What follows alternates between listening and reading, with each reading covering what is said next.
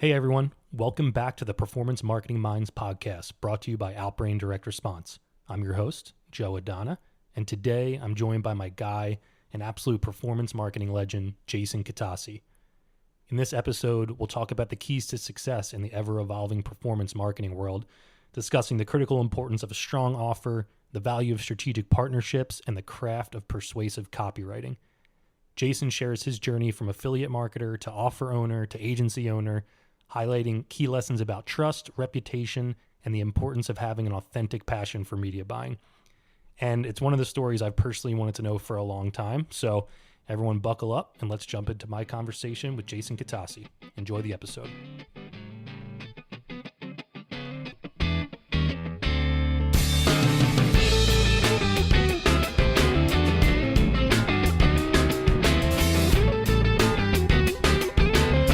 So what the heck have you been up to? Because I feel like you've been in the space forever. A couple minutes. Yeah. Affiliate agency, offer owner. I mean, what are you doing now? I don't even know really where to start. I want to know what you're up to now, but also, I mean, I know a little bit, but share with everyone else. I'll give the faster than 30-second sort of history how we ended up here. So was an affiliate for a long time, did great. And started a kids book business, and we exited that. And then I grabbed my right hand, now my partner in this business, and we started running some affiliate stuff. We grabbed his right hand. So three of us, and we just started running some affiliate traffic. And it was like, all right, let's just do this thing until we figure out what we want to do next. And we were three guys, and we made a bunch of money. And then we hired a couple people. We hired a couple more people. This was last year. I started affiliate in, kind of the end of 23. And then the end of last year, we were 8, and now we're 20 something. And the big transition was in the middle of last year, we started transitioning all of our clients to agency. And what I mean by agency is we get paid with a retainer and a percentage of spend. But the mindset is we still operate like affiliates. So we're still clipping hourly, very performance driven. We don't ask oh, you have $1 million budget. Cool. So we're going to allocate this budget across all these things. And every day we're going to spend this amount. It's not that. It's just really what it came down to was at my age, I've made a couple bucks.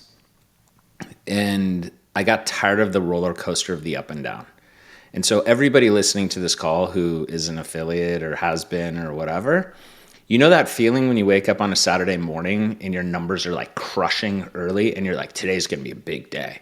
And you're let's go out. I'm just going to hit refresh. I'm going to call my boys. We're going to go out on the lake. We're going to get some barbecue. I obviously live in Texas now, right? And you're going to have that day. However, if you wake up and at 9 o'clock Pacific, noon Eastern, your numbers are shit, your whole day is fucked, right? And so my wife comes in and it's hey, do you want to go get some lunch? I was I don't want to leave the house.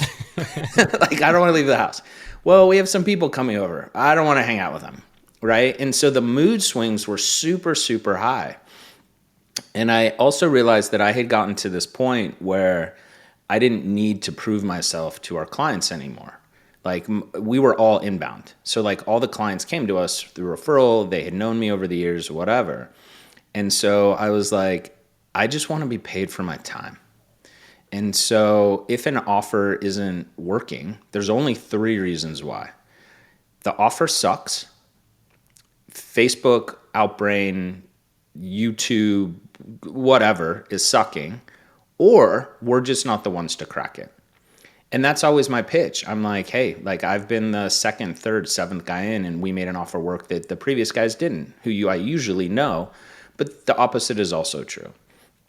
And so really, I just wanted to live an easier, more consistent life. And you make less money, but it is more predictable. And we have, I was telling you before this started, we have a 10-month-old with another on the way. And, the deal with my wife is she knows what she married. And she's in this business. My wife, she works for DFO. And the rule is, or the deal is, I have to be off the computer by 8 o'clock at night. which every night it's like, fuck, it's 8. Yeah, you're running up to it. I know. It's like the countdown clock. Yeah, and so it just allowed me anyway, and kind of the rest of the team at certain levels to just pull some of the pressure off. The unexpected consequence, though, which blew my mind, was when we moved from affiliate to an agency model. So we don't lose, right? Because it's a percentage of spend, and if an offer is not working, we're pulling it down. We have more work to do on the test and whatever. But the performance went up, unexpected. And the thesis behind that, at least the way that I think about it today, is that when you used to work for me as an affiliate, I sat there all day with just a gun to your head. Go make money. Your numbers suck. Scale. Why didn't you push? Oh, blah, blah, blah, blah, whatever. And now the gun just sits on the table. And so what happened is we were able to like step back a little bit and take a breath. And if you have a bad day, it's not the end of the world. I don't like seeing red in my dashboard, and I don't like seeing red for continual periods, let's say. But it calmed everybody down, and I think it allowed us to think clearer. I mean, so that's what we're doing. Well, how did you... Okay, so I'm putting myself in your shoes. I assume when you were younger and you were, like you said, more of an affiliate, waking up on a Saturday, numbers are screaming, everything's red hot, you're feeling great. There's probably more bad days than those days. But like, was it trust with affiliate networks? Was it trust with the offer owners directly that allowed you to like build up this space to get to where you could even offer an agency model to people and having the reputation in the industry? And also, like, it's funny because you did that first, you made a sweet company, had an awesome exit, and now you're back in it. So there's obviously like this passion here for this grind and testing and making something work and getting it going. So it's got to be in your heart somewhere, because that's why you came back to it. But how did you get to that? Like, how did you get to that point? Because I'm sure there's tons of people, more junior people listening to this that are like, okay, I'm doing this now, and if my goal is to charge in a retainer because it is maybe easier for me, and I want to be trusted and everything, like, was it something specific you were doing, or it's really just, I'm going to bust my ass and try and work as hard as I can to make something work, and now I have this reputation? Yeah, so there's two questions there. So ironically, I didn't know about that question coming ahead of this thing, but I put up a post on Twitter today, like literally about what it takes to be an affiliate. And this is only one man's perspective, right? So when you look at like media buying in general, you know, there's a whole group of guys that say when you're running traffic, turn left, and because turning right doesn't work. And then there are all these other guys that are like, turning left doesn't work, we only turn right. So that experience and that journey, the way you buy media, the way you approach it, really depends on the person. But I think for me, most of my career was in finance. So REITs, private equity, hedge funds, all in commercial real estate. And I had a pretty successful career. And when I found marketing, specifically copywriting, so it turns out I'm a pretty good copywriter, but I didn't know. And when I got into it, I looked at affiliate marketing like it was a video game. And I loved it. Like, I loved it. If you've ever played Call of Duty for hours, or maybe chess with your grandfather or your dad, right? Like all of these things, I just love the video game. I love the game. And so for me, like, if I lost, I'm like, I'm going to figure it out. And there are those periods where like you hit a bad run, a bad streak. Maybe you like playing poker, whatever it is, right? You hit a bad run. Sometimes you have to step away from it, and you're just like, and there are not many. I bet there were probably a half dozen as an affiliate in my career, like, hit the red buzzer, I'm taking like a week off. Like, I got to hit reset. And you have to really just love the game. I think a lot of people come into it and they're just like, dude, I saw this guy with a Lambo that he probably rented, or he bought all these watches, but he lives in his mom's basement. Like, all those stupid things. Yeah, the guy's flexing in their, Dolce & Gabbana 2 pieces at affiliate summit in Vegas. Yeah. Yeah, all those things. But I think it comes down to, like, you have to love the game because you are going to lose for a period. And what we see, like when most of my career on the agency side, before the book business, still like we train guys from the ground up. And I knew that if you don't hit a winner in 8 weeks, now you're working full time and you're spending my money. But if you don't hit a winner in 8 weeks, like you're out, like you're not going to make it. And I don't mean scale, crush, 100,000. I mean, you're like trending upward. Like all of a sudden you saw a spike, like you're on a winner. And the most important piece of that was I needed to make sure that the guys on the team got that hit of dopamine, that shot of heroin, because as soon as they were hooked, they're hooked. So if it takes too long for you to win at a hand of poker, or it takes you too long to beat this level on Call of Duty, you just give up. You're just like, I'm done. Like I just keep dying at this place, and like I keep playing this level, and I can't get through. I keep dying. You give up, right? And so you really, really have to love the game. I think is the important piece. And just know that you are going to lose, but you have to operate like, one, it's real money. And I think there is a tendency sometimes for people to play an affiliate like you're playing with the chips in Vegas. That's why they use chips, and you don't put cash out there. It's not real money. Well, it is.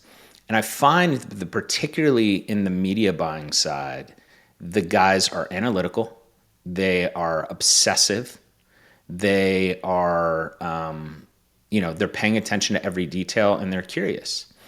And so like one of the things that when my wife was coming up, who is a manager, I guess, of affiliate managers now at DFO, and she was just an AM. And so somebody would, and Joe, you can probably speak to this too through your career, but like somebody comes up and they're like, how do I set up a pixel? And it's like, I don't know, go to the same YouTube that everybody else goes to. And if you don't have a network and you don't know how to solve a problem yourself, you're never going to make it.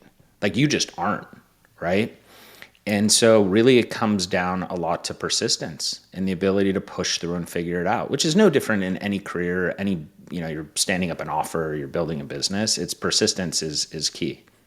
Yeah, I think the most annoying conversation or when people reach out is like, can you send me the top performing creatives? Or, like how do I set this up? And like, I'm here for it because it's part of the job. And like, you do want to help guide people through some things. But at the same time, you kind of realize quickly, like this is a great example. The whole like 80% of clients are only 20% of the work and vice versa, mm-hmm. right? And we got an introduction to this affiliate who's running a giddy up offer.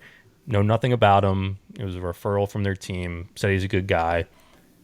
All over email. Hey, here's what I want to run. Great. Have you ever worked with Native before? Yes. Okay, cool. Here's access to the dashboard. Gets it set up compliantly. Puts the conversion installation perfectly. Everything looks great. He's up within 24 hours and now he's scaling and it's like beautiful and lovely. And obviously those are more rare than the other times. But yeah, you can tell pretty quickly like who's hungry and who wants it and who's just like kind of timid and maybe doesn't want to put in that work to get there. And in my mind, I think things are, like you mentioned copywriting, I think things are, and I'm interested in your take, like snapping back to the creative and copy and people really trying to invest the time there. And I think with all the AI tools and all that stuff, it's obviously helping.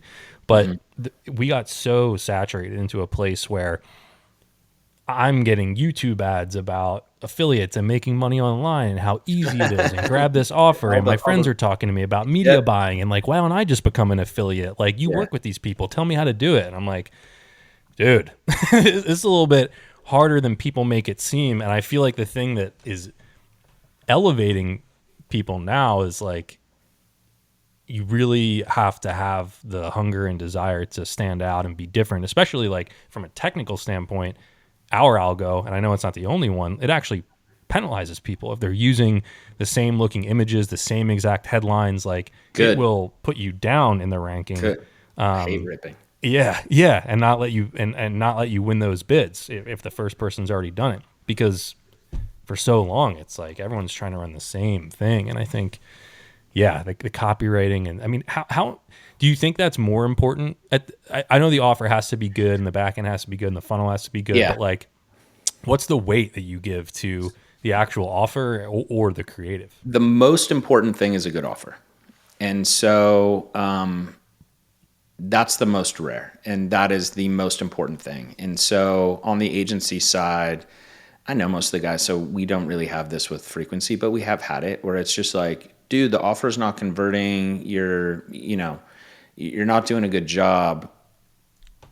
Great media buying doesn't fix a mediocre or bad offer. So that is the most important piece. I think behind that, the second most important piece is the right partner. And if you think that whether you're running direct or through a network, that your partnership doesn't matter, it 100% does. If you go to any affiliate network, if you think that all the affiliate managers are the same, they are not. All the tellers at the bank are not the same. All the reps at the traffic sources are not the same. And all the partners are not the same. So for us, if we, as an agency now, we are more committed and dedicated to an offer than you are as an affiliate where you're like, I'm going to run Apple version 1 from Johnny, Apple version 2 from Steve, and you're going to split test them and find the winner and whatever. So for us, if we're going to dedicate these resources and effort, then it is very important for us that on the other side, you're testing, you're optimizing, you're trying to figure shit out. And this will dovetail into one of the challenges that I personally have as an agency, is that depending on the offer, the relationship, whatever, we have varying degrees of accessibility into an offer. And I just mean like the back end. Maybe it's their GA, maybe it's whatever it is. And one of the things that we struggled with early on was we had just come from an owned and operated business where I could look at anything and fix and dive in and whatever, or try to fix, right? And the analogy that I give is sort of like, Joe, you come over to my house, you throw me your keys and you're like, drive me to this restaurant. And I'm like, okay. And you're paying me or whatever, right? And so I'm driving to this restaurant and there's a rattle in the car and I'm like, hey, dude, there's like something going on with the engine. Can I pull over and pop the hood? You're like, no, go faster. And you're just like, holy hell. And so I think first it's offer. Second, it's the partnership. Are they working with you? And even if it's on the affiliate side or the affiliate manager side or the traffic source, are they supporting you growing? Are they protecting your interests? Right? So like you talked about ripping before, we are very anti-rip. We never rip. We've been ripped more times than I can count. And but that's like part of our brand. So like if you're getting ripped on a network and then one of the AMs grabs that stuff and shares because they don't get a piece, right? And so they share it. Well, maybe it's the wrong network. Maybe your AM should be going scorched earth internal, like whatever it is. It all comes down to partnerships afterwards. And then the last piece in terms of importance is copywriting. Without copy, your great copy, or at least good copy, your offer or your traffic's dead, right? So like you see all these hacks where like, oh, maybe there's this like loophole in the algo on Outbrain or Meta or Google. And you're like, hey man, like your media buying tactics might squeeze out some margin, by the way, and allow you to scale, but it's not a binary, takes a bad offer, it makes it good, takes a bad creative, and makes it good. And so at the end of the day, like the marketing team, marketing affiliates, whatever you want to call yourself, you're the salesman for that company. So you have to know how to sell. You could take the prettiest woman, the most handsome dude, dresses super well, can't fucking talk. If you can't speak, you aren't going to sell shit. And that's all copywriting is. I don't care what funnel you're running. I don't care if it's YouTube, or I don't care about the channel. I don't care if it's video. I don't care if it's static. It all comes down to copy.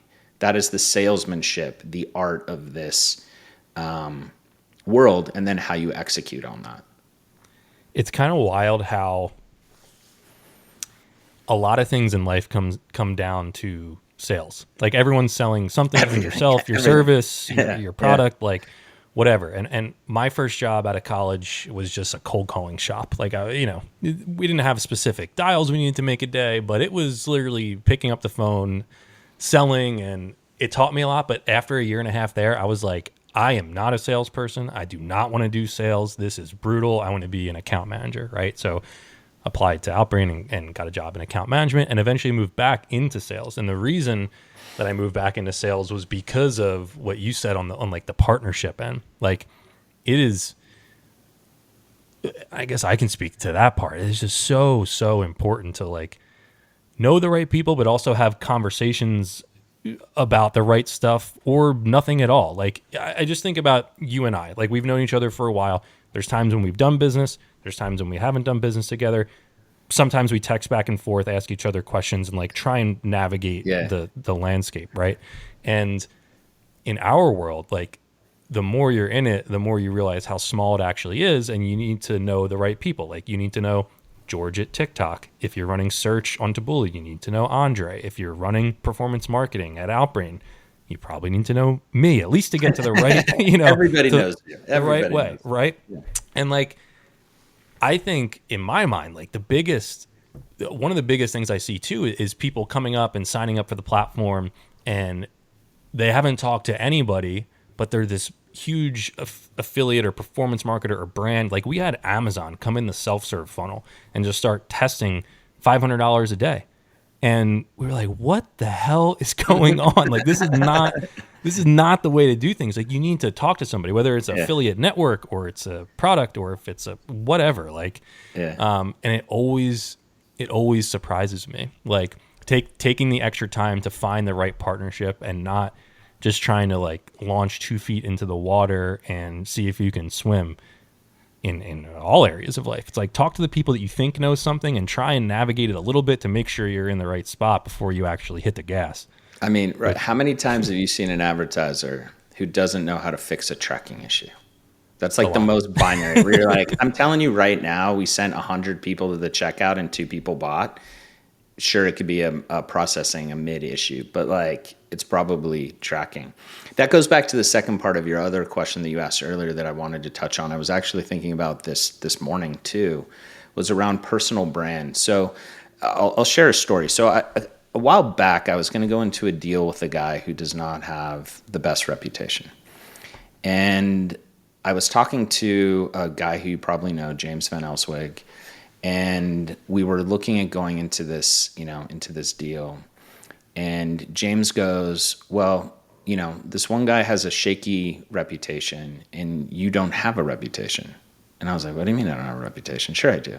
And he's like, I've been in this game a long, long time. And you're one of the very few people I know where nobody has a bad thing to say about you.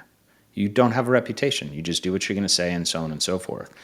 And tied to that question, that's how we were able to transition to agency. And like one of the things that we did as an affiliate is going to blow a bunch of affiliates' minds. We never ask for pay bumps. And the reason that we never ask for pay bumps is my margin is my business, your margin is your business. So if you want more traffic and you have the margin, that is a business decision on your end to offer me more so that we can scale. If you do not want to, that's up to you. As an affiliate, you want to run at 30, 50 points, great. As an advertiser, you want to run it negative to get more traffic because you're going to make it up on the back end, that's you. You decide you need to make 10, 15 on the front end, that's on you. And it was like always this weird thing because then guys would be like, when we were running affiliate, if we give you like $10 more, like how much more traffic are you going to push? I'm like, don't fucking know. Like call Zuckerberg, right? Like go ask him how much more traffic I'm going to send. And so there's just that variability. And I think because of that, it took me, I've been in this game, I don't know, probably 12 years or something like that. But like my brand was built over 10 years that allowed me to do the thing that I'm doing now. And so it wasn't like, dude, nobody knew me when I started, right? Like we were just some guys and we ran some traffic and it is what it is. But I think the repetitive thing of doing what you say you're going to do and treating your client or the traffic source with respect, not always the account managers with respect, by the way, mostly the advertisers, I guess I should say. Yeah. It's like a long tail thing that eventually reaped its rewards. We got pushback when we tried to switch from affiliate to agency. We did. And I told them the truth. And here's the story. I'm like, I want more consistent cash flow so we can build a team, so we can invest in tech and AI and all of these things. Do we make less money? Sure. But I don't have those highs and lows on the weekends or Tuesdays or Thursdays or whatever when traffic is doing good and bad. And so I think another lesson to summarize, another lesson for affiliates is, treat others how you would want to be treated. And don't try to go after the advertiser's last dollar. If you do, they're out of business and you can't run that offer anyway, right? And I just think people in this space, it's fast money, short-sighted, smash and grab, like all of those things. And I don't mean have a low upfront AOV because you're going to build a massive LTV and you're going to turn into this brand. That's also hard. But how would you want to be treated? Otherwise, the whole relationship is friends with benefits, and everybody listening on this call knows how those relationships end. They just end. Yeah. Right? They're just done. I know. One of the things that, every a person in sales knows this, but the whole like power of no, and it kind of goes to the honesty component and just putting yourself in other people's shoes. And totally. I always have trained our sales reps and account managers and your point of like, no, the money is real. It's like, let's just take it. I know we're trying to like push a different product, get them to test certain angles, like all this stuff, but let's just, take a couple steps back.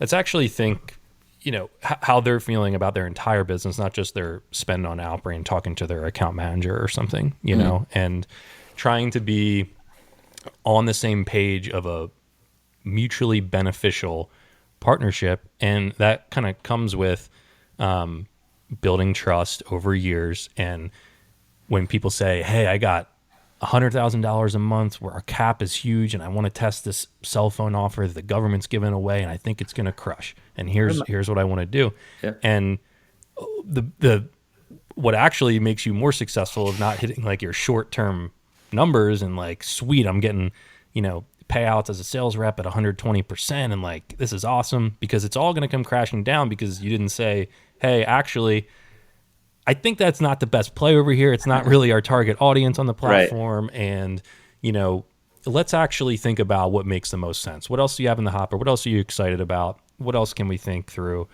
And that whole like long-term delayed gratification component is what a lot of junior people don't really understand yet. And I think like that's my biggest training piece, but also the thing that I try and push the most is like, guys, this is about longevity. It's not about testing something really, really fast and trying to blow it out for 3 months. We'll take those, and it's always good because we know Medicare is from October to December, and like we need to go heavy, for the Medicare. It's hard, man, because when you're young, your time horizon is very thin, right? So if you're 30 years old, you've been working in a jobby job, and I don't mean your high school job or whatever you did in college, but like for a third of your life.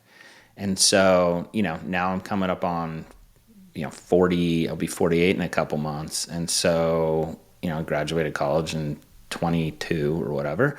So like I've been working half my life now. So like, which is 20 some odd years that you've had all of these experiences. It's hard because people see the fast money. And I don't know, it's sort of like your parents are like, don't put your finger in the light socket. You're going to get shocked. You're like, you don't know. It's hard. So I have a lot of father analogies, and my wife hates all the dad jokes, which I love, but it's true. You're like, all right, she's going to fall down and that's okay. Then she'll learn. Yeah, it's hard. Well, how is that like being a father, and my wife's pregnant as well, so I'm ready. Congratulations. I take it back. I'm not ready. But you won't be ready.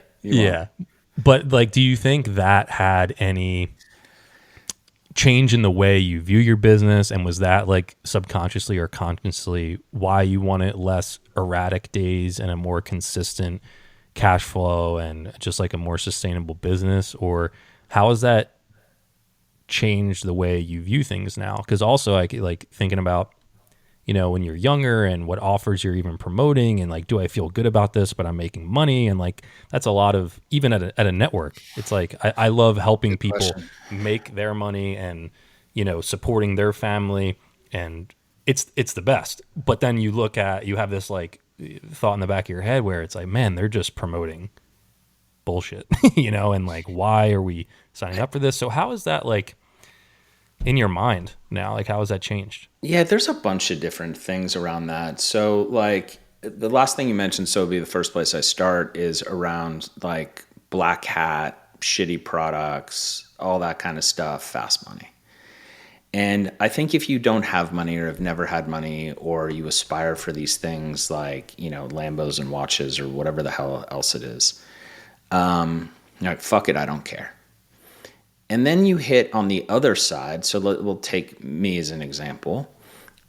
Offers have moved across our desk. We have never run Black Hat. It's not what we do. But offers they do move across our desk. Like, hey, we got this new offer. Take a look. And we look, and I'm like, dude, so let me explain what happens here. So I'm not interested in small traffic. I only want big traffic. So if we run big traffic on something that's very bad, a very professional guy is going to show up at my door and take every dollar I have. I'm 48 years old, 47. I am too old, not too old to build again, but like too old to build again. I don't want to lose my house, my cars, my marriage, my like all the things. My wife wouldn't leave me, but like, you know what I mean? Yeah. And so you just get to this point where the risk coefficient is just too great, right? And it's sort of like, because look, let's assume you were running some black hat Shark Tank lander, and you're making $500 a day. You're like, huh? Well, maybe I'll just make 1,000 and I'll hold. And then you're like, well, maybe I'll make like 5,000, 10,000. Next thing you know, you're a goddamn kingpin of the Shark Tank landers. And if you're young and don't care, fine. But you will hit a point where you have built enough wealth that you don't want to start again. And so, I don't know.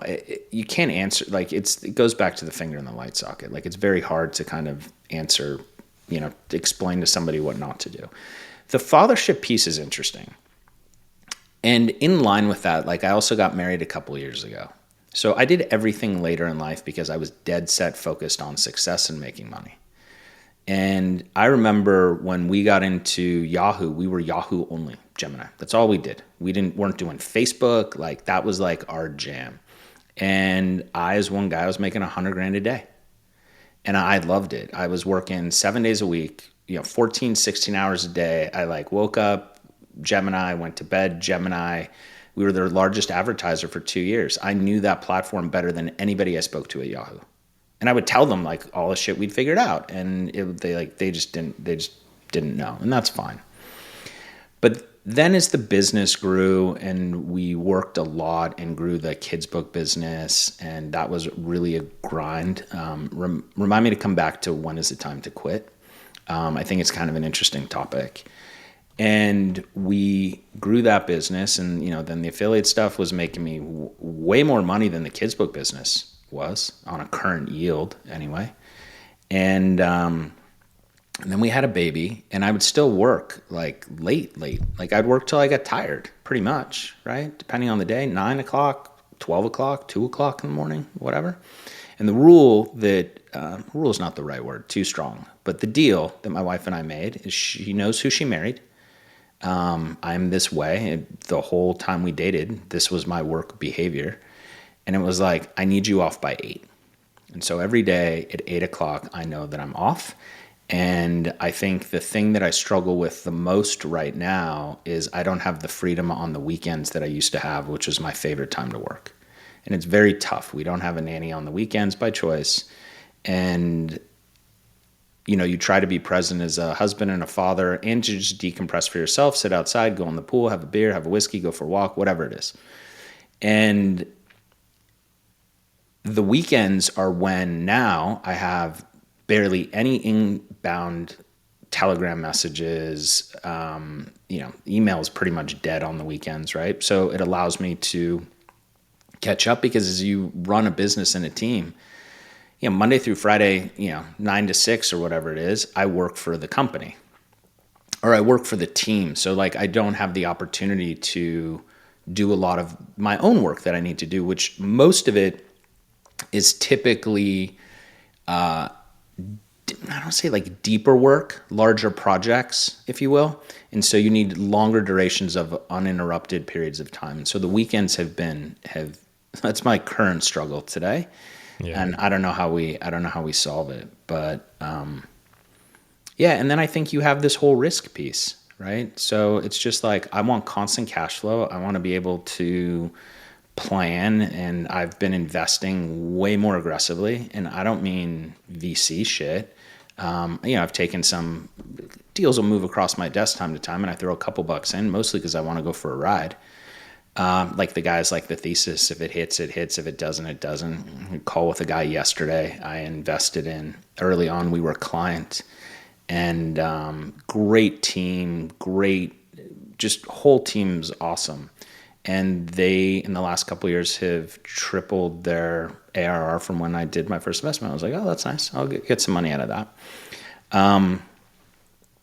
Yeah, I think the pace of life has slowed down. Probably more work-life balance, I guess, which I hate. Like if I interview people and they're like, I really care about work-life balance. I was like, you're 25. Your job is work. Like work and learning. Like there's no work-life balance. Controversial, I know, but it's No, I saw something on LinkedIn the other day. It was a recruiter posting, and someone from an HR company at a company, and they were talking about how one of the people that they might hire, they were like, well, what's important to you at a company? What's a deal breaker? What's a no? All this kind of stuff. And yeah, someone in their 20s said work-life balance. And I agree completely, because what I always say to people is like, your 20s and your 30s too, but like that's the time where you have the energy, have the testosterone to like really hit it and be unforgiving and unrelenting in all of your effort to something, right? And I'm not saying I'm coasting now by any means, but like that effort in years 22 to 30, like those 8 years, set up everything else that's going to come down the line.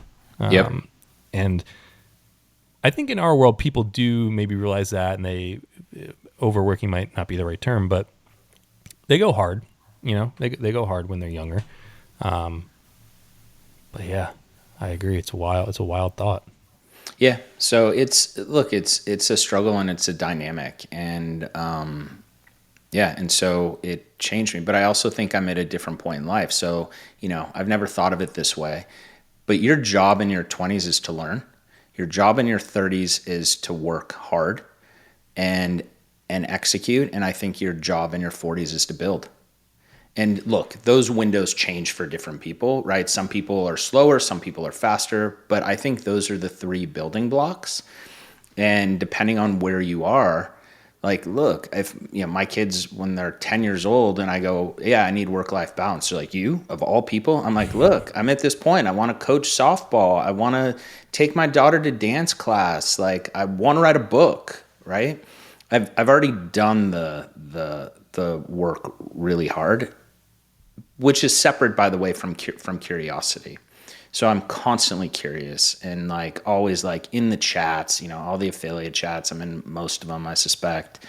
What are you doing? What's working? Like you see stuff and you're just curious, and the curiosity doesn't go away. But I think now you have, at least for me, now you have a couple bucks and you can hire and train people to execute on your vision rather than not having a couple bucks, and you have to do it yourself. That's the only way.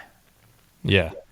And you, someone that's transitioned a bunch of times and have thought about when it's time to maybe wrap up or close the doors of a project and move on. I know we talked about like a media buyer testing over 8 weeks, and if they're not getting anything to work in that time. But like for you, like from a bigger picture point, like, yeah, when is enough? Like, not just for your own personal career and brand and building now and being curious, but like, when is it time to say, you know what, I've hit my limit on this and it's time to Yeah, Maybe that's a change it up. great question. So I think there's two things to consider. So generally for this audience, I suspect one is enough. It's like, what's that number? Cash. That's what people Yeah. are thinking of. Yeah. And really, it depends on the individual. So what is the right amount of cash for me? So I'm not into fast cars. Like I have nice cars, but like I don't need a bunch of Porsches and Lambos and all of these things. I don't need to fly private. I mean, it'd be nice, right? I mean, I have, but like, it's not like I don't need a plane unless I need the tax write-off, which, maybe one day I do. I think it comes down to how can you get to a point where you have enough passive income to live your life? There was a guy that, I won't mention his name on this podcast, but he's kind of stepped away from affiliate marketing, and the guy is a big dog. One of the biggest media buyers I know. A few of you listening who've been around for a minute probably know who the guy is. And he started investing a lot in real estate. And when I saw him a few weeks ago, he told me how much money he's making passively off this real estate. Dude doesn't have to work, by the way. He makes enough money on the yield from the apartment buildings and houses and condos, whatever else he has, that he doesn't have to work. And he's like, dude, this is crazy, actually. And so he made his money in affiliate and then turned it into the ability to have a passive income. And I think for me, that's what I'm the most interested in. On my vision board is a house on Lake Austin. Like if I could literally walk out my back door and get in a boat, my wife would never see me, by the way. She'd be like, where are the kids and the dogs? At any time of day. Yeah. Right? See you later. Yeah, and I think the harder thing to consider is when is it time to actually give up on a business idea, a career choice? Maybe you're struggling as an affiliate, and maybe you're struggling standing up your own brand. And when is it time to quit? That's different for everybody. But I'll share my story because the decision to basically exit the book business was not an easy one. It was a very hard one. But we ran that business for 6 years, and we had a desirable outcome. It was not the outcome that I had hoped for, but we got acquired by Scholastic, and that was great. But it was a long journey, and there were many ups and downs. It was, for listeners who've heard me on other podcasts, I've told the longer version of the story, but at the low in the beginning, I was 1.26 million in the hole of my own cash and just going and whatever. And then we were at a point we were printing money, COVID, kids books, pre-iOS 14, come on. And then iOS 14 hit, and then we had a couple other things, and I was tired, and when I was $1 million in the hole on this business, I was like, I'll run this shit into the ground. I'm never going to give up. Nobody tells me no. Like I persevere, I push through. Like that's just who I am. And then I hit this point where I was like, it's time. And in hindsight, that time was probably earlier. I hung on too long because the opportunity cost was very high to do something else. And so there's this challenge, I think, around when do you give up, and do you give up too soon, which just makes you a bitch, right? Like you just gave up, like you're a bitch. You spent $1,000 on affiliate over the course of 3 weeks and it didn't work, bitch. You've spent, not even as related to cash, but hours. You spent hours and hours and hours doing this, and you're just like constantly like just break even, and it just doesn't come naturally to you, and like it's probably not for you, and that's okay. I could practice 1,000 hours a day, and I am never getting into the NBA. Turns out some dude who is 5'10" is not getting into the NBA at my age, right? And so I think it's about finding the right fit. It's, you want square peg, square hole. And when you find that, like it's unreal. And for me, that journey was from finance to marketing. I had a really good career, like I said earlier, in finance. A great career, to be honest. But when I found this, it just was easy for me, and I loved it. And so I think if you stand up a brand and you think like, dude, I'm running traffic and the advertiser's making all this money, and like if I just stood this brand up, I would recapture all this margin. I'm like, you have no idea how much more work you made for yourself. You have no idea. I did it. It is not easy. It is very, very hard. Yeah, it's just very, very hard. And so I think there's a thing around being honest with yourself around when is it time. And it doesn't have to just be in careers. When is it time to stop trying to make this offer work that you know other guys are working on and scaling? By the way, half the guys who are telling you they're scaling are probably lying to you, right? And so like we went to Affiliate Summit West this year, and I told my team, most of whom had never been, I'm like, yeah, so when you go work the bar at the Cosmo and you just go meet people and you ask like, how's traffic? They're like, oh, it's fucking crushing. Everything's great. All arrows are up and to the right. Walk away. That guy's lying. You want the guy who's like, we're crushing it right now, but holy hell, last quarter, I rolled back from sushi to ramen. Right? Like I thought we were going out of business. Those are the guys that you want to hang out with. So don't fall in love with offers. And most importantly, don't fall in love with your ads. We still see this on varying levels. It's like, dude, but this ad, it had one good day. I'm like, we look at it this way. A winner on Meta specifically, which is the concentration of our traffic right now.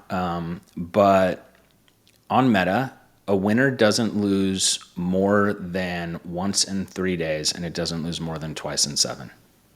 And so what ends up happening is people remember that day where it crushed. So for example, we had a campaign that I was following closely today. The CPA target's roughly $100. Today we're at 128. Yesterday we were at 67. But people are going to remember that ad was at 67 yesterday. But then just go look day by day. It had a couple super hot days, but in the aggregate, it's a loser. That thing's run too long. And that was my message back to the chat. Like, it's amazing that you hit yesterday. But like, that is not a winner. That just hits some days, right? Yeah. And so when you think about campaigns and angles, if you think, I hope today it hits, it's not a good ad. Or it's not a good offer. You need to be thinking, I hope it hits hard today. Otherwise, it's just gambling, and you're probably better off going to Vegas. Well, yeah, that's kind of, I was going to loop it back into the finance conversation. It's like you don't invest with your heart, you invest with your head. And sometimes you invest with your heart and it works out for you. But, you know, it's kind of the luck of the draw sometimes. But the best are, you know, they have the mindset to not get overly attached to certain things. So 1,000%. And I mean, to answer that question, when is it time to quit? When's it time to wrap up? We've been jamming for 45 minutes. I feel like that's a good segue into it. But yeah, I mean, this was awesome. I don't know if you want to leave anybody with thoughts for the future or your reactivated X account or So any parting ways, but yeah, feel free. No, if you guys have questions or whatever, hit me up on Twitter. That's kind of my jam. It's my full name, Jason Kutasi. I have no courses to sell, no newsletters to sign up, no offers to pitch. But you know, if you like having a whiskey and talking about traffic, I'm probably your guy. Yeah, just a good wisdom and whiskey. Maybe you should start a Twitter Spaces. I know those kind of fell out of favor since wisdom and whiskey. COVID, but yeah, wisdom and whiskey. And I wish there was another W that was for traffic and performance marketing. Maybe winning. I don't know. Yeah, maybe. I'm not the marketing guy. Well, I appreciate you having me, Joe. Yeah, thank you so much. All right.